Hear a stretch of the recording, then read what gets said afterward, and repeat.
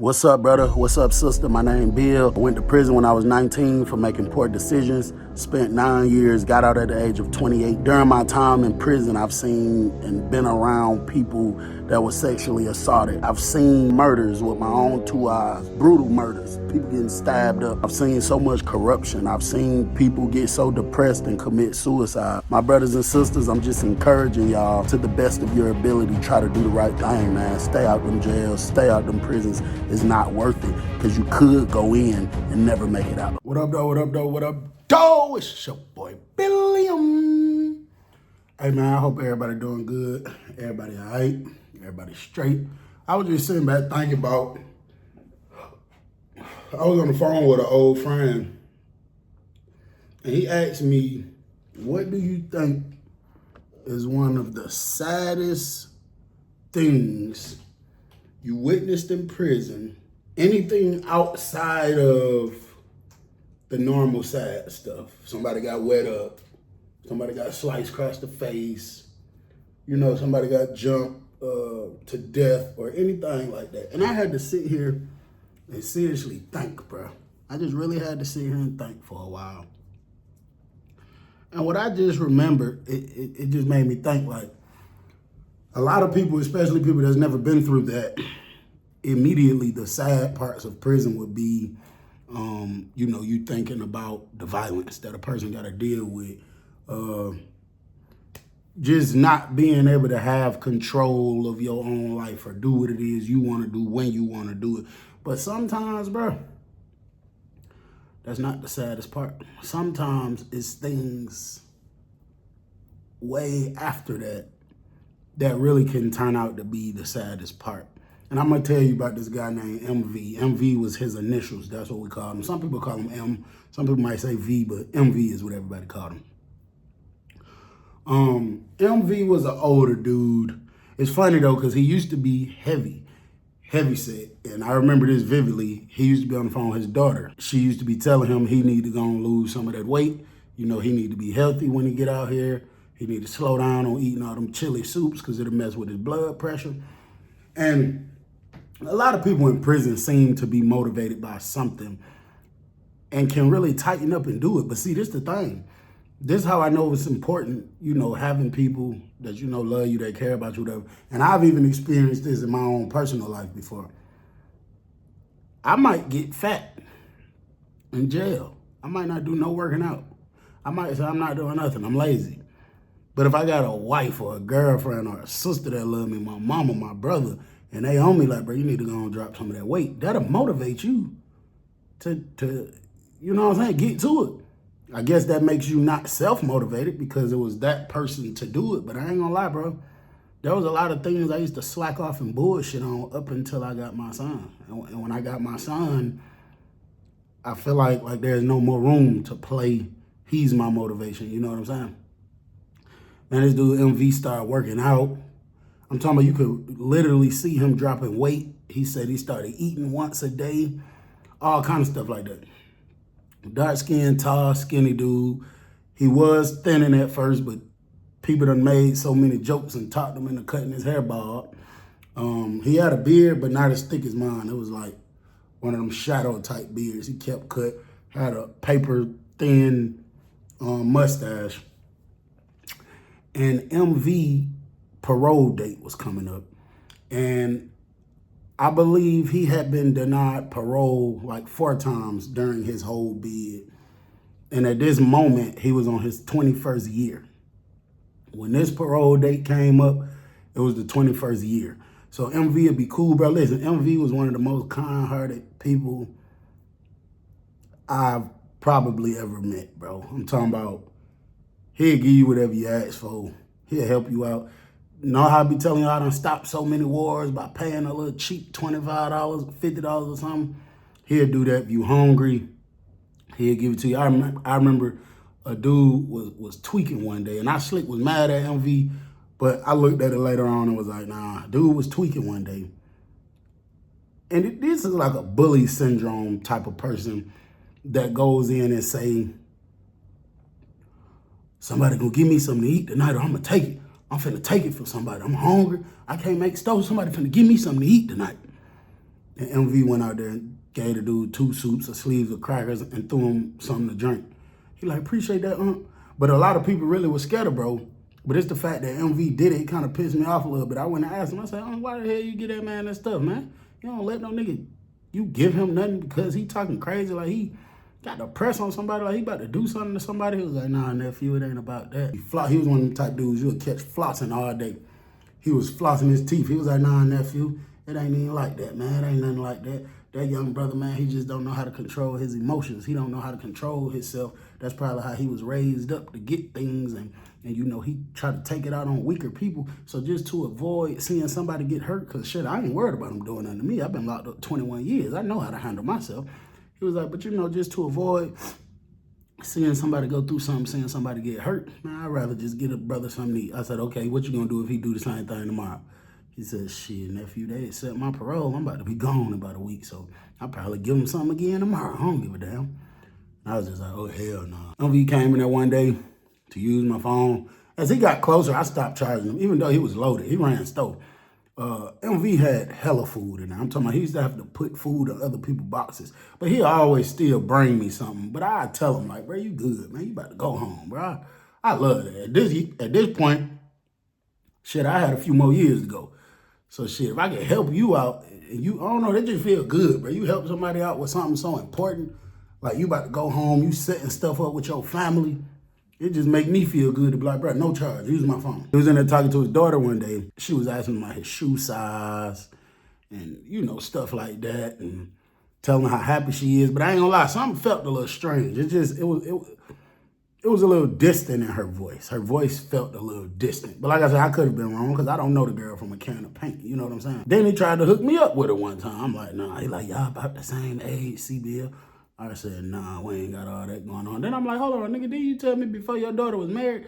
He trying to tell me that husband ain't a good man. He don't treat her right. He gonna talk his daughter into divorcing the husband and talk to me. I'm like, man, MV, take your ass on somewhere. Nobody finna damn divorce their husband. They been with to start talking to a nigga in prison.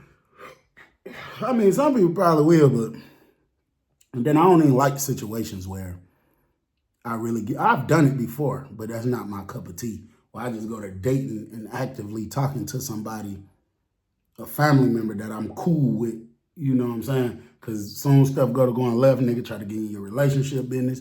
No. After he get off the phone with his daughter, he just basically telling me a little background and stuff. He never really told me what he did, to be honest. And I ain't never looked him up, because I guess I just never felt like I had a reason to. But he told me that his mama passed away. I guess because of the crime, his wife left him. He said his daughter had stopped writing him and stopped answering the phone years ago, but she just been back in tune for like the past 2-3 years, I guess because she know he finna get out. His son don't deal with him at all. He just like, you know, it's just kind of sad, like everything he damn near know in life is like prison routine, you know what I'm saying? He was just telling me like, bro, I promise you I'd never come back here. I promise you, bro, I'm about to get out there. He was like, even though my daughter, husband, sorry as hell, he about to help me out. He run his own landscaping thing. He said he gonna help me out. They gonna let me stay with them. He just said like his daughter just telling him he need to get out and take counseling. He need to take therapy. He was like, I'm gonna do all that. Everything my baby telling me I need to do, I'm gonna do it because she the one been out there in that world, not me. So it's probably some things that she understand and that she know that shit. I don't understand it. I don't know it. You know what I'm saying? So I'm like, yeah, for sure, bro. I was just telling him, I was like, just pace yourself, bro. You know what I'm saying? Get out there, take your time, do your thing. He like, CBL, how much time you got left? So I told him I got a couple more years left, whatever the case. Okay, cool. So next 2-3 days went by. Now MV had sent out a text, and he come damn near every day to use the phone. And these past few days, the girl ain't answered the phone, nor have she texted back. Now he's sitting here panicking, talking about if the husband did something to his daughter, he gonna kill him, and this, and this. And I was just telling him, I said, listen, G, you know, nigga can't never tell you how to feel or, you know, about certain stuff. And I still tell people this to this day. We say all the time, if a person do this to my family member, or if a person do this to my loved one, I'ma kill him. I'ma go happily do my time in prison. No, the hell you not. It ain't gonna be no happy time, I promise you that. But you go do it, now it's 2 people gone. If one person passed away, Now you gone for the rest of your life. They don't care about you trying to retaliate or get revenge. They feel like that's their job to handle. You know what I'm saying? So he was like, yeah, you right there. I asked me one day, CBL, let me see, bro. I ain't no disrespect, nephew. I gave him the phone. Because I understand. I fully understand, bro. If I text my mama, my brother, my sister from your phone in prison 2-3 days ago and you still telling me they ain't text back, let me see, bro. I let him see. The girl never replied back. He called her back. He got about 3 days left at this point. She finally answered, hello. Girl sounded kind of irritated. He like, hey, Pumpkin, what's going on? Beautiful, you okay? This was a red flag to me. But I understand, you know, he ain't been in her life in 21 years, so this could just be a level of uncomfort because I ain't gonna lie. As I grew up, I guess, without my dad, I never really liked saying the word dad. I just like to say pops or something. But now I call him dad because, you know, we've been locked in for years. But she called the man by his nickname. She said, yeah, MV, I'm good. And I could tell the way he looked was like a little uncomfortable look, like not wanting me to know she refers to him as MV instead of calling him dad or pops or something, you know what I'm saying? So she said she just been tired. She just ain't been feeling good. So he asked about his clothes. Was he able to get the clothes, blah, blah, blah. She said, yeah, she got it. She said, what's the exact date again? So he was telling her that he supposed to get his letter from the parole board tomorrow. And if he get his letter, he will be released within 48 hours, which would be the morning of whatever day that was that morning. So she was like, okay, what's the exact address to the prison? You know, the thing she's asking him, I mean, I don't know, because you've been putting money on MV books. I don't think he had a visit, but I seen MV go get a couple letters. He was excited once, come showing everybody in the dorm pictures of you. So how the hell you asking him what's the exact address of the prison? You know where the hell this man at. You know what I'm saying? So while he on the phone, knock at the door, other old school dude, bitter, angry ass dude, call him OG. He walk in the room. He like, Chris Brown, well, he do this. How the hell they used to do it? Yeah, they used to do it like this. And that basically was saying you got a CI, a cigarette. And I'm like, yeah. So he leave back out the room, he come back in. He did that and wasn't talking because when he walked in and saw MV on the phone, it's just a respect thing, you know, you being quiet and stuff. So he come back with 200 buns, I sell him one. He do like this, like ask for a lighter. So I pop the socket. So MV get off the phone, I pop the socket, I hand bro the wick. MV take a deep breath, handed me the phone. He was like, CBL, let me get one. I'm about to bring you the money. I said, get what? He was like, Chris Brown. I said, MV, where in the hell you smoke Chris Brown? He said, I'm finna smoke one today, man. Just let me get one. So I gave him one. He walked out the room. OG gonna say, that dumb man nigga gonna be back. He too dumb. I said, OG, why would you say that, bro? He was like, no, I'm just saying, bro. You could tell based off how a person's mood always changes. One day he this way, one day he that way. That nigga ain't gonna make it out there. He ain't gonna make it out there. I said, hey, bro, I'm about to get on the phone. I didn't want to hear that shit. That shit kind of pissed me off because it's like, I don't know, when you in prison, bro, it's just certain stuff. You don't play about certain stuff or even this shit. I don't think he was playing. But I'm just saying certain stuff, bro, it's just not a good look to be saying. It makes it look like you a hater, like you hating because he finna go home because OG got a life sentence. So he leave out the room. I light me up a Chris Brown. I hit it halfway through. I get up. I'm thinking about MV because the way that interaction just went. I go step out and look down on the thing. He's sitting all the way at the end on the floor like this with his head down, smoking the Chris Brown CD. And I'm just like, damn, I think his daughter going so many days without answering the phone, I think it just did something to him. Like, because you're not slow from a long shot. MV not slow. So I think he smelt bullshit and the reasoning she said she wasn't answering the phone, and he probably just felt a little uneasy about it, you know what I'm saying? So I pretty much left him alone that day. But that man came back to my room every hour, damn near on the hour, buying a Chris Brown CD. Now I started charging his ass then. I'm like, oh Lord, I'd have gave you 1 or 2 on the strength because you're getting ready to go, but hell no, we ain't about to just do this. Well, I'm just giving you all my shit for the free ski now. Next day at mail call. Now this is when they started doing it in the morning. They used to do mail call On second shift, was it after a count or something? Second shift come in at 6. No, they just, all right, so when second shift used to come in, they used to grab all the mail for your dorm from up front. And they switched it. They started doing it in the morning, like early. It could be anywhere right around breakfast to a little later, but it'd be early that morning. So the lady come in there,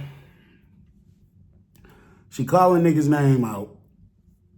And she called MV name. MV was on the top rail like this, biting on his nail. She called MV name. MV go to skipping down the steps. I told y'all about when a nigga go to skipping, he mean business. He get down there to the lady. He grabbed the letter. He looked. He like get stuck.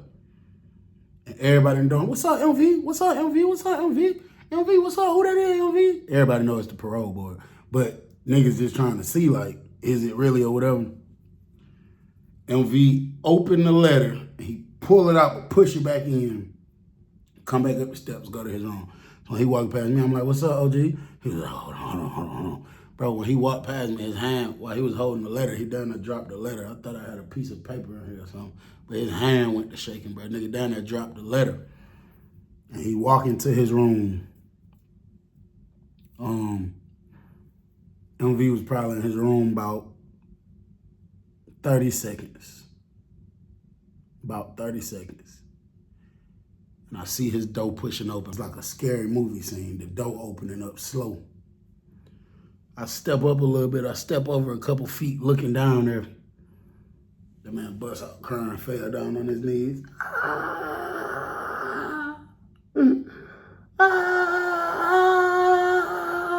Fuck. I was like, damn. They done denied MV shit again. The other old nigga, OG, come walking past me. Told you that dumbass nigga wasn't finna go nowhere. And if he was gonna come back anyway. That nigga done had 3 DRs in the past, 4-5 years. I knew they wasn't finna let his dumb ass out of here. That shit pissed me off. I told him, I said, bro, go ahead on. He told me, sell me a CI. I said, I ain't got one. Go ahead on. The fuck on. And MV out there on his knees crying. Boo-hoo crying, screaming. Fuck! Ah! Fuck! Ah! I ain't seen my baby in 21 years. Ah! So I go in the room. I roll up 2 fat-ass Chris Brown CDs. I said, I'm just about to go get MV one, you know what I'm saying? So I get the wick. I pop it. I hit mine. I come walking down here to the end to where MV was at, still on his knees. Everybody else looking at him like, damn, ain't nobody saying nothing. Darn quiet as hell. I walk up on him, I'm like, OG, And he looks up at me, teary-eyed.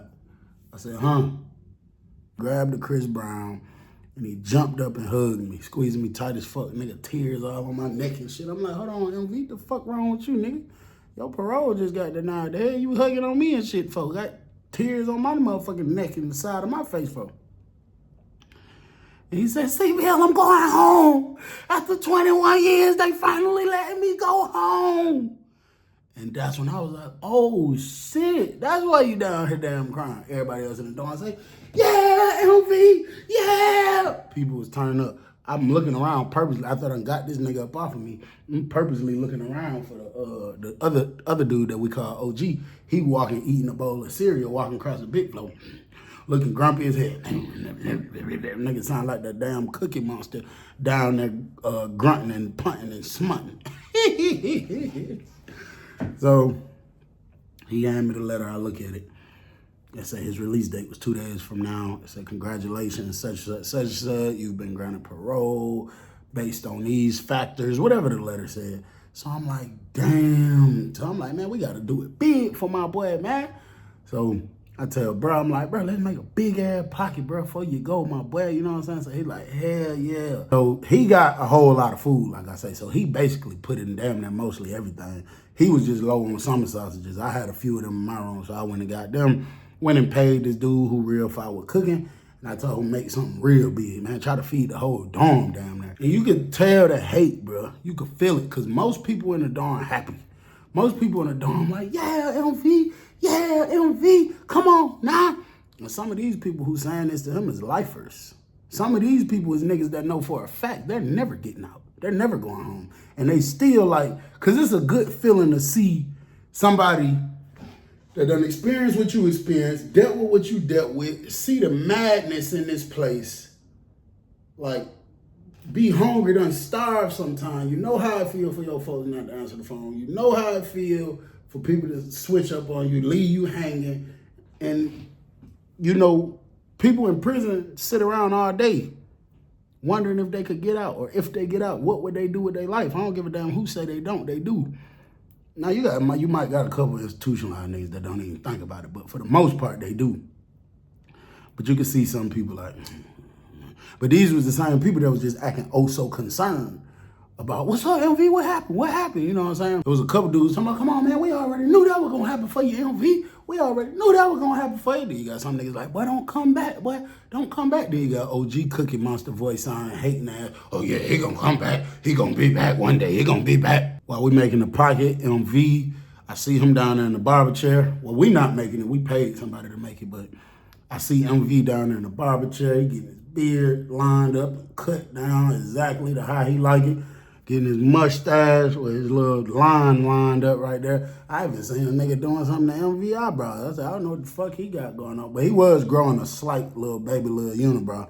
Maybe he got that cut off a little bit. Man, while he was down there getting his beard lined up, you got people like, man, MV fuck with me, bro. He like, go on my bar, grab your 5 soups. Yeah, you go grab you 2 of them drinks. Oh, you know, we cooking for damn near everybody anyway. Yeah. Oh, yeah, go grab it. Oh, yeah, them shoes. Yeah, you can have them shoes. You can take my shoes. I ain't studying them damn shoes, man. I'm finna be out there in the free world.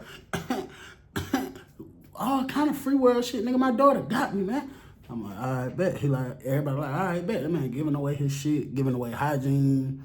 Man, MV had a big-ass net bag like this big, full of hygiene products. He was giving it all away to people that he felt like needed hygiene. When he was giving it to him, he kept saying, God bless you, God bless you. Then gonna tell one nigga, Merry Christmas, Nook, from Pinky, Nook. I said, nigga, you been locked up 21 years. How the hell you seen that movie? He told me, CB, shut the fuck up now. MV was cool as hell though, bro. I ain't gonna lie. After he get his beard lined up, he gonna take a shower. He come back to my room. He get on the phone. He called his daughter about 4 times. She finally answered. She answered. She said, hey, MV, I'm at work right now. What's up? What's going on? He said, baby, I got the letter. I got the letter. She said, what, really? He said, baby, I'm gonna be out. I'm gonna be out in 2 days, 48 hours. I'm gonna be out. She got quiet for a minute. She said, oh my God, MV, that's so good. Me and Marcus so happy for you. I'm assuming Marcus is her husband. He was like, yeah, baby, but I'm telling you, bro, it's something about that girl voice. Shit just didn't sound right, bro. I'm telling you, I know when something ain't right, when something don't sound right. You know what I'm saying? So they playing and shit. She telling him they about to throw this big ass barbecue. And when I heard her saying that, I kind of was like, maybe I was tripping. Maybe I was saying the girl energy ain't right, but she just said she at work. Shit, I don't know if she got kids. I don't know if she working 16, 18-hour shifts. I don't know if she just drained by the time he calls her. I don't know. So I can't judge her and say something wasn't right. She wasn't feeling that her daddy about to get out. Who the hell wouldn't want their parent to get out? You know what I'm saying? So she was telling him about this big ass barbecue. She was saying her husband is a master on the grill and blah, blah, blah, blah, blah.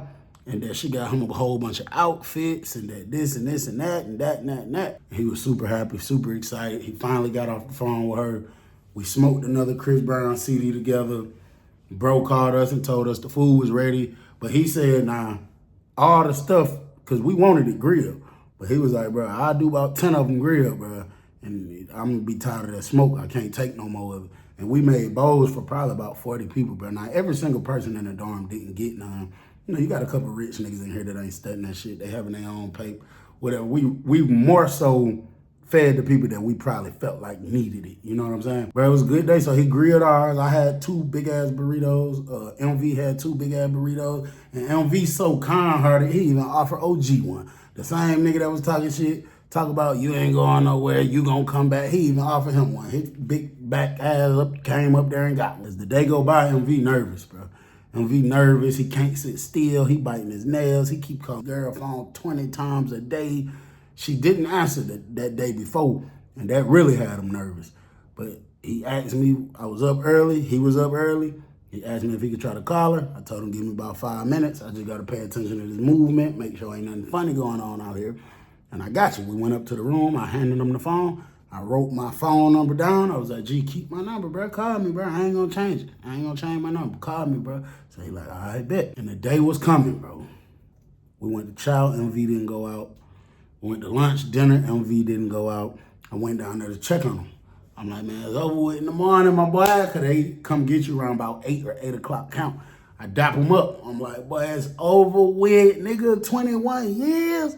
I said, man, I was a baby when you got locked up. He was like, yeah, man. He said, man, I don't know, I'm a little nervous, CBL. I was just like, hey, man, shit, I know I'm gonna be too when it's time for me to get out. I was like, but hey, man, this is a beautiful thing, bro. And I ain't gonna cap. It was a slight pinch of sadness. And I hate to say that and make me sound like a hater, like, damn, CBL, you sad because a nigga getting out? No, I'm not. But when you done been around somebody for so long, and then they finna transition into a place where you probably ain't never finna see them again, especially if you was cool, talk shit with them, whatever. It kind of just be like a little, damn, man, bro, finna be gone. Then you immediately go to thinking back about all the other lame ass niggas in the dawn that you don't like being around anyway. I was just telling them like, shit, folks. You know, it's here, my boy. This what you wanted. This what you wanted. This what you been fighting for. This what you been going to the law library for. This what you been running up a little couple dollars to pay people to file stuff for you. This what you been, this the moment right here, bro. This your moment. He was like, yeah. So he took my number. We smoking the Chris Brown CD. He leave out, a little while go by. Door pop, I immediately jump out the bed. Before I make it to the door, I hear her screaming MV now. When I step out the room and look, it's niggas running out of MV room with soups, all kinds of stuff. So I guess he done gave out the last little bit of his food, hygiene, all that. He come walking down this way. He was smiling, there's hella people walking with him. They done grabbed his property from him. Man, watch out, you ain't gotta carry none of this. They walking with him. And when MV was walking past me, bro, his head was down. He looked up, and it was tears coming out of his eyes. He started crying, bro. I say, hold it down, OG. You got it. You got it, my boy. You got it. And he hugged me. He was like, all right, CB, I love you, nephew. I got your number. I was like, love you too, nigga. I was like, call me, bro. I was like, shit, nigga, if you ever need me, because I know that shit kind of hard out there. I said, nigga, call me. I got you. As long as you ain't on no bullshit, you ain't doing no drugs, you ain't out there trying to hurt nobody, call me. I got you. He was like, all right, bet. MV leave. I don't know, it was just a queasy little feeling in my stomach. I was just like, damn, because I don't know if I said it or not, but when he was in my room earlier that morning, we were smoking at Chris Brown CD, he called his daughter like 3 times, no answer. But I was telling him, like, folks, it's 5 o'clock in the morning, bro. That girl probably ain't even up, or she probably at work or some shit like that, you know what I'm saying? So he sent her a long text like, hey, baby, woo, whatever the case is. Time go by. I said, I'm gonna get a nigga about 2 days. I ain't gonna say shit to him. About 2 days go by, I call the number, no answer. I wait later on that night, I call again. She answered, hello? I'm like, hey, how you doing? My name Bill. I was just calling to check on him. I know this the number he used to be calling all the time. And I haven't heard from him. It's been a couple days. I was trying to see if he had a phone or, you know, whatever the case, whatever he needed. While I was talking, that girl said, hold on. The phone hung up. So I said, I made it up in my mind at that moment, I'm not even gonna call her back if she don't call me back, because you just said, hold up, and hung up. I'm not about to make you feel like I'm motherfucking harassing you. And then MV chain gang, what if he in the other room, she go in there and tell him, yeah, this nigga CBL keep calling me, asking me about you. I don't want him to go to thing, and I'm trying to holler at his daughter, even though he tried to hook me up with her.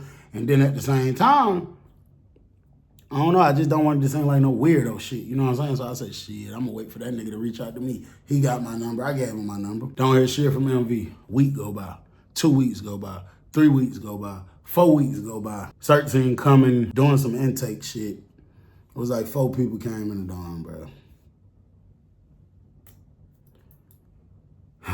One of those people was MV.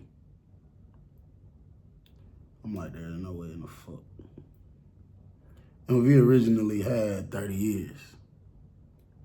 There's no way in the fuck. They just gave you a chance for 9 years. They could have kept you for another 9 years, nigga. And they fucked it with you early.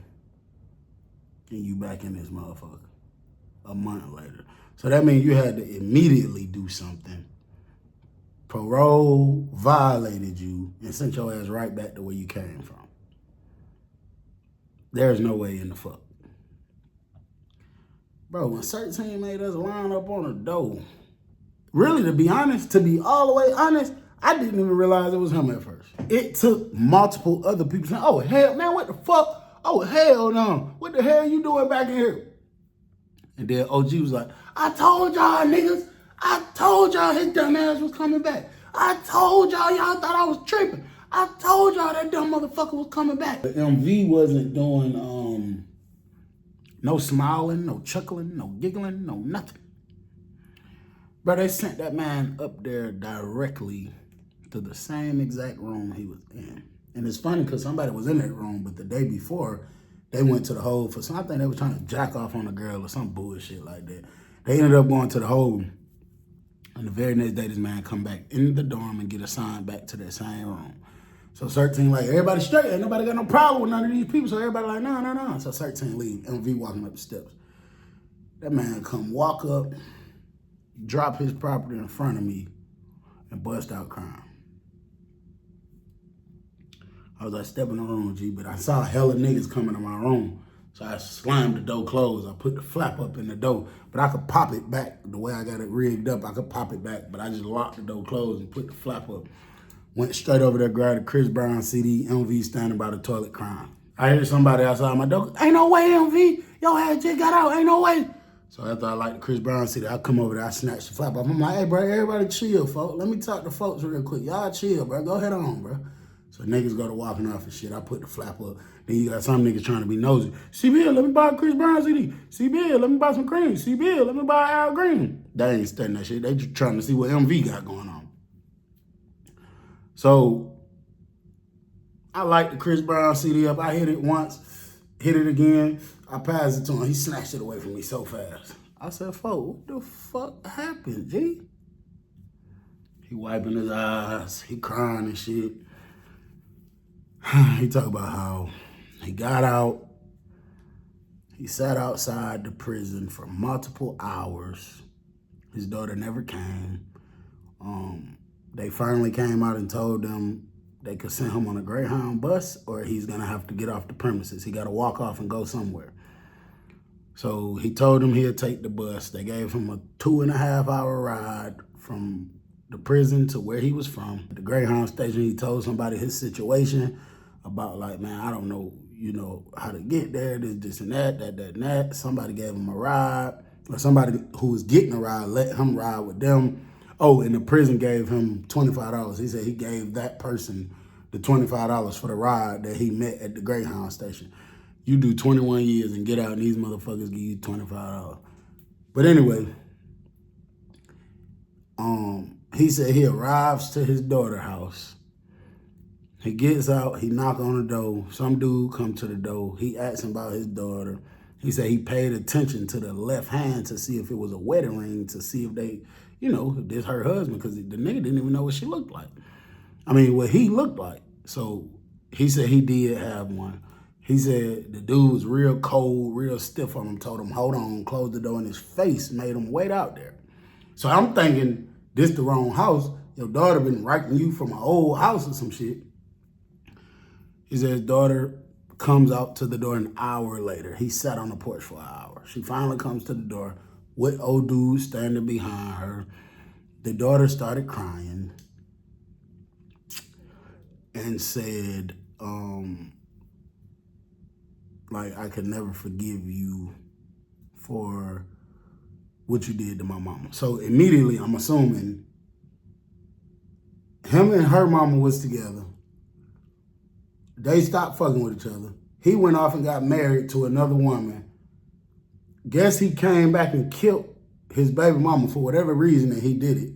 He did that, and for years, he been building a bond and a relationship with his daughter through prison. He started crying. She kept crying. He said, old dude was standing there with his arms crossed like, nigga, I wish you would. And he said she, what the fuck did he say? He said she said I purposely talked to you for years in prison, off and on, to give you hope, to make you feel good and better, like you're gonna have a second chance, like you're gonna have a good life when you get out with my help. She said, but I'm disgusted by you even after all these years. She said, I even called the parole board and say, how the fuck could y'all let this monster out? He supposed to die. He supposed to die in prison. He made my mama die. He's supposed to die in prison. And I was just like, damn, that's some fucked up ass shit, bro. Damn, I would have rather you just cut me off than play with me and have me happy, making me think. But bro, I've been saying the whole time something wasn't right about her. Damn, the way she was responding to him and going 2-3 days, kept not answering the phone. I was like, bro, something wasn't right, bro. So he said he left. Well, he said the dude said some old gangster shit to him, like, yeah, nigga, get the fuck on, don't come back around here, blah, blah, blah, type stuff like that. He said he asked the husband about the job. He said the husband told him, nigga, fuck you, and spit on him. I said, her husband spit on you, folk? He said, he spit in my face. I said, what you do? He said, bro, it took everything out of me to not beat the shit out that nigga. He said, because I felt like I just can't go back. These folks just let me out on parole. If I do the slightest thing right now, I know I'm going back. For years. They're probably going to make me do the last 9 years. He said, well, bro, I just wiped the shit off my face and walked off, bro. I said, damn, so where you go after that? He said, I went to the homeless shelter, they was full, bro. Went to another homeless shelter, they was full. Went around asking everybody to hire me. I'd do any work for any amount of money, nobody would hire me.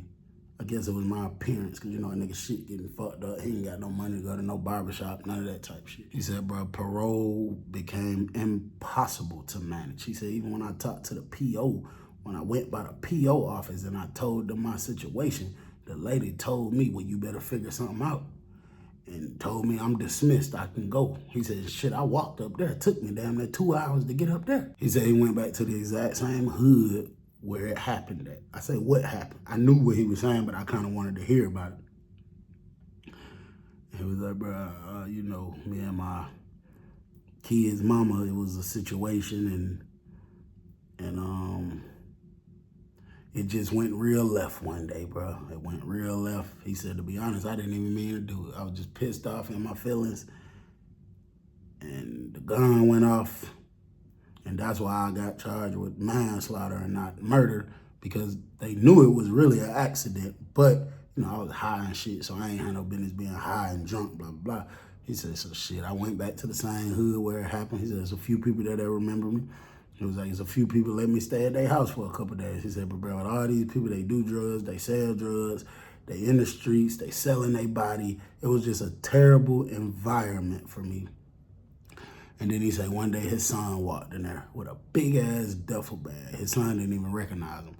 Big ass duffel bag, dropped it off on the table. He said he was sitting on the floor, high as hell. He said the people at that house feeding them coke, giving them liquor all day. And they got him doing security at their door, all kind of shit. And not giving him a dime, no money. They just giving him drugs. And he was like, bro, that was a way for me to ease out the pain. He said, so when folks came in there, he got up. He was talking to him, and little bro was like, man, you better get your ass out of my face, crackhead ass nigga. And then that's when he was telling him, like, bro, you don't know who I am? And bro was like, hell no, who are you? He was like, nigga, I'm your daddy, nigga.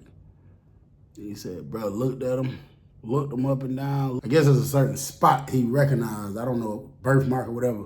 But he said his son grabbed his shirt and did like this. So it had to be something. He was trying to see if it was still there. And then he looked at him and was like, man, when you get out? And he was like, man, I just got out a couple days ago last week. Man, I need help, man. I'm trying to do the right thing. Woot, woot, woot. And he said, his son said, nigga, you better be glad I don't kill you, nigga. Same way you did my mama, nigga. I'd never help you with shit. Sit your bitch ass back down and finish getting hot, nigga. He said his son walked out. So I guess his son trapping. I don't know if he picked up some money, dropped off some dope, dropped off some money, picked up some dope. I don't know what he was doing. And bro, that shit is just fucked up, bro. I mean, I understand. Like, nigga, you did what to my mama? But it's like, bro, I don't know, folks. I just, that shit just fucked up, bro. It's a fucked up situation to be in, you know what I'm saying? So he said he was doing drugs, he was drinking. Clearly he didn't have a phone. He wasn't able to be tapping in with no probation, no parole. He said he stopped going to the parole office. He just said, fuck that shit altogether. Niggas say he went in Walmart one day and the shit gave him a panic attack because how many people it was and how they was walking past you and not saying excuse me and how motherfucker bump into you and don't say nothing.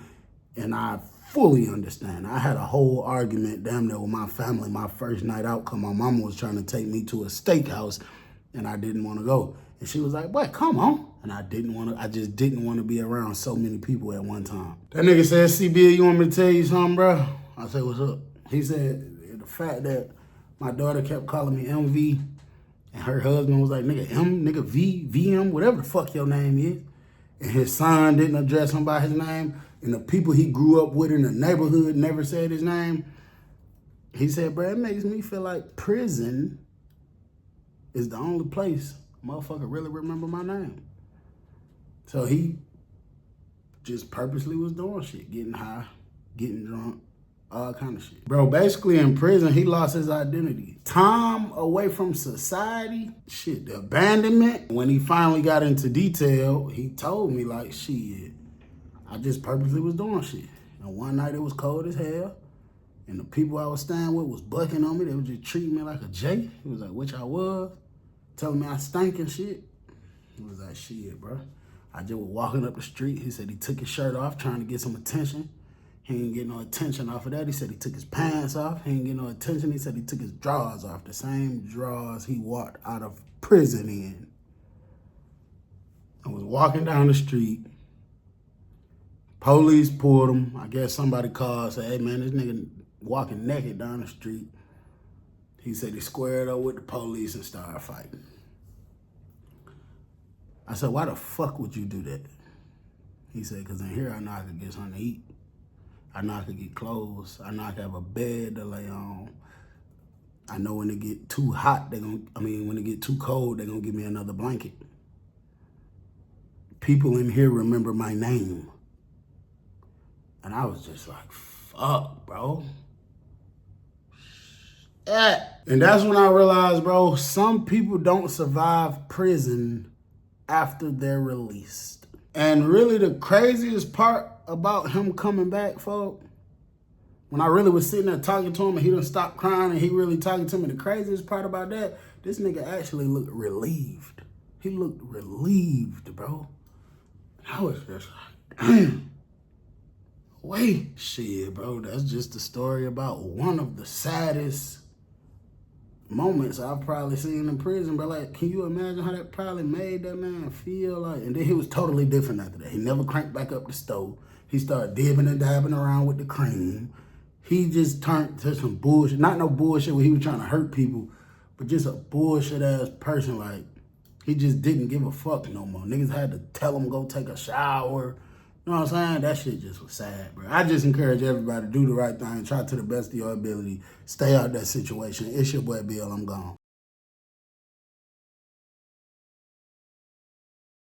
What's up, brother? What's up, sister? My name Bill. I went to prison when I was 19 for making poor decisions. Spent 9 years, got out at the age of 28. During my time in prison, I've seen and been around people that were sexually assaulted. I've seen murders with my own 2 eyes, brutal murders, people getting stabbed up. I've seen so much corruption. I've seen people get so depressed and commit suicide. My brothers and sisters, I'm just encouraging y'all to the best of your ability, try to do the right thing, man. Stay out them jails, stay out them prisons. It's not worth it because you could go in and never make it out.